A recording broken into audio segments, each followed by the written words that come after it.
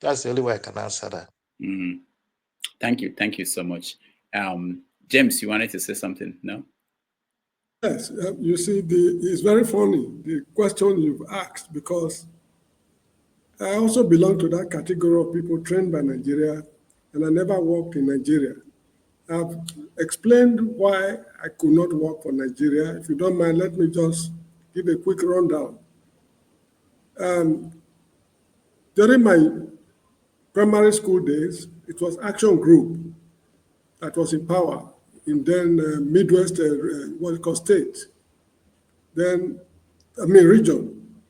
Then during my high school days, the military were in power, but in Benin City, that's a Benin state, the military continued with the free education program that was in place. So I did not pay school fees. Those who were in the boarding houses, they paid for feeding, but I was a day student. When I got to Government College Ughelli, for the first time, I paid school fees. We were very lucky. UPN came to office. UPN said, HSC students are tertiary students. I mean, what do you call it? We are post-secondary students, what you call students.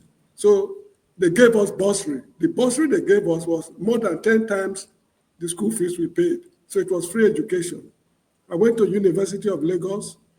First year, second year, third year, no tuition. We were feeding with 50 kobo per meal.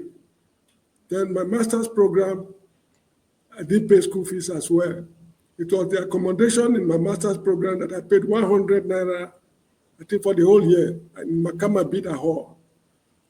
When I finished school, I could not get a job, so I started writing applications. Eventually, University of Sokoto, I think they now call it Otman Afodio, replied me. They invited me for an interview. I went to the University of Lagos to meet my supervisor, one Simeon Ojo, a climatologist.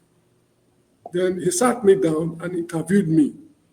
After the interview, he told me, my boy, you are not prepared for this interview. So he gave me some work to do. I went back to Benin, completed the assignment, then I returned. Then he interviewed me again. Said, yes, my boy, I wish you well. You may go. So I went for the interview. When I got there, the head of geography department, University of Sokoto, was Dr. L.A. Dey, a Ghanaian. After the interview, a Fulani man, I think he was the dean, gave me 20 naira to supplement my travel back to Benin City because I did very well, was very impressed. So he said, you will hear from us. I went back to Benin. So I was shuttling between Benin and Sokoto to know the outcome of the interview. They were just dribbling me up and down. At a point, an Hausa man called me by the side and told me that, look, I've been seeing you coming and going. The truth is, they said you cannot work here because you were born in Ondo State. Why not try any of those Yoruba states? Maybe you'll be lucky. I know you are from Bender State. So I thanked the man very well. Then I went back home. I intensified my search for jobs. Then my father was working at the Ministry of Local Government in Benin City, near the Oba's Palace. With his connections, he got some friends in the Ministry of Education. They said they would give me something to do at Arinze Primary School off Second and Secular Road, because I attended that school in the 60s. Then my father said, it's okay. Let him just find something to do. A master's degree holder. One day, my father returned from work and told me, look, my boy, I think the idea of your going to the overseas, we should start working on it because from the look of things, I'm not so satisfied with what is going on. Then I asked him, what exactly is going on? He said, the people who are assisting you to get the job are giving me the condition that I should come and join a secret society before they give me something to do in a primary school. I cannot do it. So at that point, I left the country. I went to Monrovia, Liberia. The following day, I got a job at St. Samuel's High School, number 52 Center Street, Monrovia. For a master's degree holder coming to teach in a high school in Monrovia those days, it was something unbelievable. So I was there, but there were rumors that there would be wars.